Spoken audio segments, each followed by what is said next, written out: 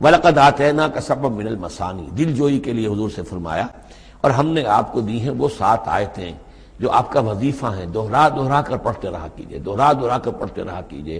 اس پر تقریباً اجماع ہے امت کا کہ اس سے مراد ہے سورہ فاتحہ۔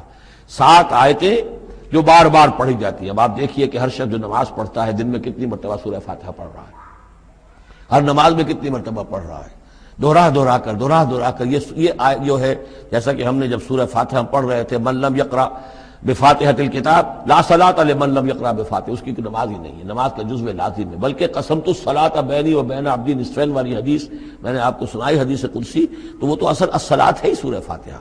والقرآن العظیم، اور یہی بڑا قرآن ہے، یعنی یہ اپنی اہمیت کے اعتبار سے، اپنی فضیلت کے اعتبار سے خود اپنی جگہ پر سورہ فاتحہ ایک قرآن عظیم کا درجہ رکھتی ہے۔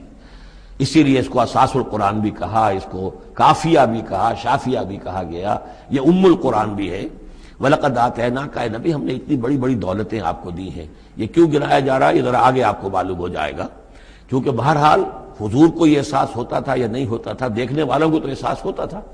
ابو جہل مالدار ہے، ولید بن مغیرہ اتنا بڑا چودھری ہے، یہ محمد تو یتیم تھے، کوئی بال دولت ان کے پاس نہیں، کوئی ان کی حیثیت نہیں، ہاں کچھ عرصے سے کچھ کھا پی بھی رہے ہیں تو وہ بیوی کا مال ہے، اپنا تو نہیں ہے۔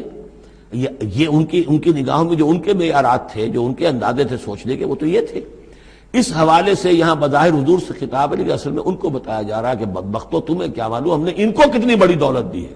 وَلَقَدْ آتَيْنَاكَ سَبْعًا مِّنَ الْمَثَانِي وَالْقُرْآنِ الْعَظِيمِ، ہم نے ان کو وہ 7 آیتیں عطا کی ہیں۔ ایک حدیث کے مطابق جیسی آیت نہ قرآن میں اتری کوئی اور اس کے مثل، اور نہ تورات میں نہ انجیل میں، یہ سورہ فاتحہ ہے۔ وَلَقَدْ آتَيْنَاكَ سَبْعًا مِّنَ الْمَثَانِي وَالْقُرْآنِ الْعَظِيمِ۔